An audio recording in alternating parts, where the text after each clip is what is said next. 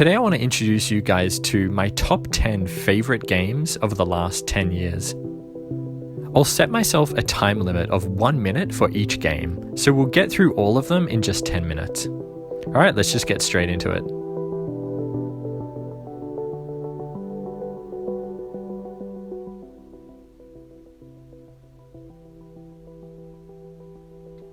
Astroneer is a 4-player co-op, third-person, space, base building, exploration and mining game.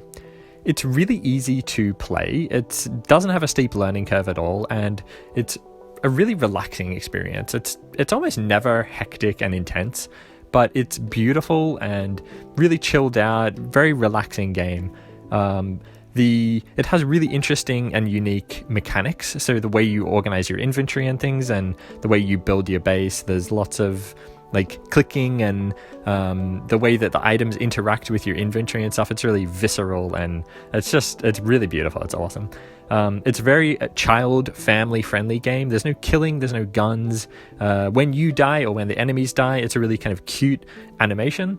The game's also still in development. The dev team's always adding new content. It's really, really good content as well, really relevant, and they're a really good dev team. Okay, next game.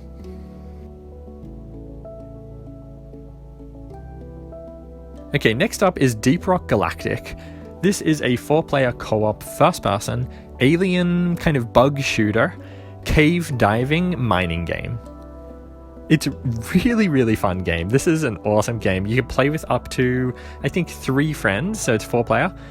Really satisfying mining mechanics. Like, it just feels so great hitting the ore with your mining axe, or your pickaxe. And the gunplay is really good as well. It's really fun, really satisfying. Lots of like good sound effects when you blow up enemies and set them on fire and things like that.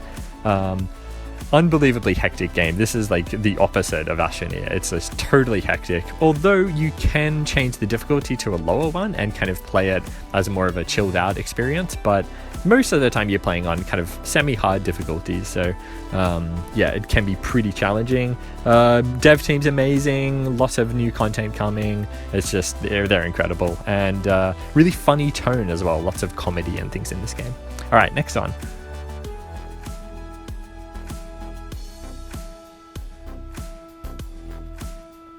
Okay, next one is Elite Dangerous. This is a massively multiplayer space open sandbox game with dogfighting, trading, mining, exploration.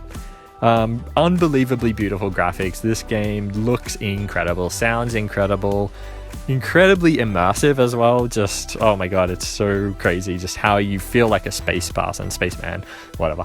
And it's just, yeah, beautiful, amazing in VR as well. I haven't got to try that much, but it's the best flying experience I've ever had in a space game. The mechanics are just incredible. The driving as well with the on the planet's surface vehicles, really, really good as well, really immersive. The game does suffer a little bit from the way it's designed, a bit fragmented and a little bit boring. It's very open and stuff, but if you're the kind of player that likes like super creative open world games, then you'll love this. Still in development as well. Lots of great content coming. Big update coming soon.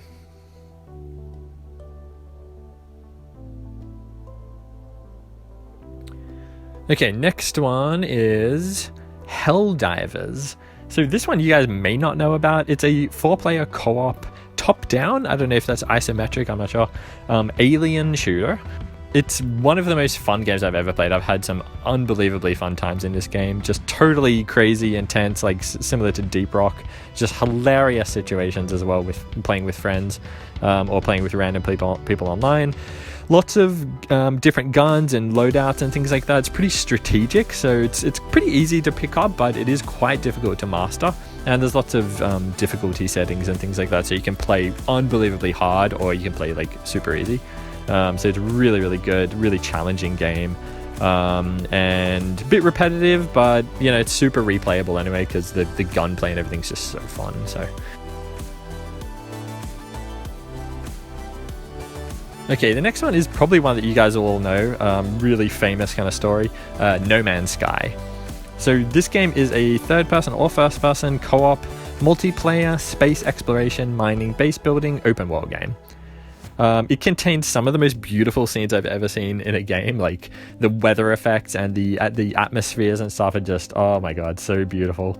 And just so much variety and stuff as well. It's like you're playing in like a literally infinite universe, so you can go anywhere, do pretty much anything. You can go into like all the rooms that you can see, basically like any building you can go into it and explore it and stuff. It's just, yeah, amazing game. The mining mechanics are pretty good, not amazing, not as good as Deep Rock and Astroneer. And base building mechanics are really good. Multiplayer is good, bit like desyncy and stuff, kind of some issues there. Lots of good development though. The dev team is incredible, just top notch. Amazing game.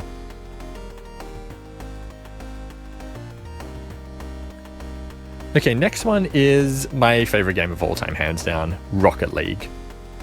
This is an online multiplayer rocket-powered soccer, car soccer game with maximum 8 people on a server. It's my favorite game of all time, as I said. This is the best example of a game that's really easy to pick up, but unbelievably difficult to master. The skill ceiling in this game is like probably infinite. Like it's as big as the bloody No Man's Sky universe. It's incredible. Really fun to play with friends, but you can play on your own as well. You can play online, offline, doesn't matter. Online's probably the best, easily. Good esports scene, lots of great content creators and tutorials and things like that, including this channel. And it can be really relaxing, but it can also be really, really intense.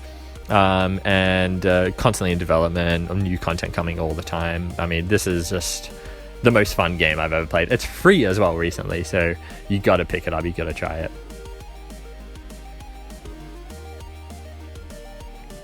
Okay, next one is Rust. This is an online co-op PvP survival crafting base building game where you can have like up to 100, maybe 200 people on each server. So it's kind of crazy survival PvP experience. Really good base building mechanics, unbelievably beautiful graphics. They've changed a lot since the game first came out like 5-7 years ago. So if you played it back then, haven't played it recently, you gotta check it out now. It's really just stunning. Constant development. The dev team's really good, always adding new stuff. I think for many years to come they're going to be adding stuff to this game. So yeah, it's changed a lot since it first was released. You can play socially or you can play as a lone wolf, bit more difficult, but it can be done. Can be a bit frustrating because the game like still exists when you log out, so you can die and you can lose everything, but yeah, I mean it's just one of the charms of this game. So yeah, great game.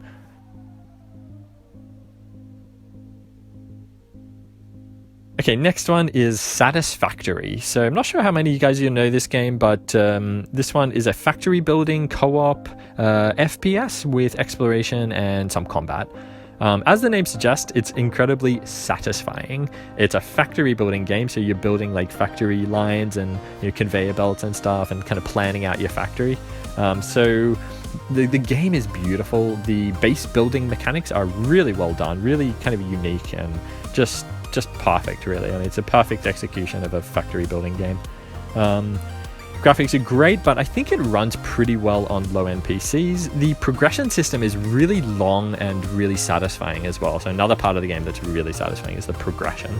It is a bit repetitive because you're kind of doing the same thing all the time, but as I said, it's so well done that you can do the same thing over and over and it's still fun. So, and it's stunning as well, the environment. So still development, lots of new updates, blah blah blah.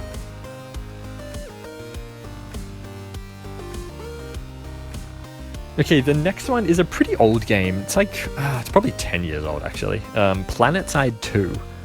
This is a massively multiplayer online FPS team shooter with like 3 main teams that are kind of vying for power.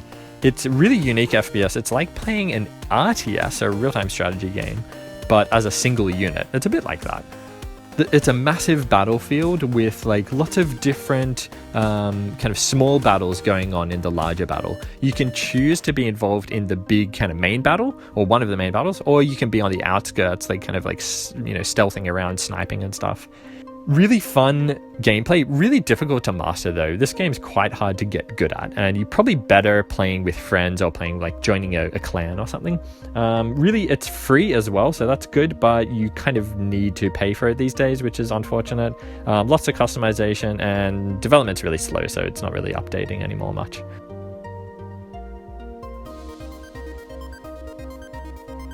Okay, the last one is Subnautica. So this is a pretty old game now. It's a single player, first-person shooter, underwater survival game with base building and crafting.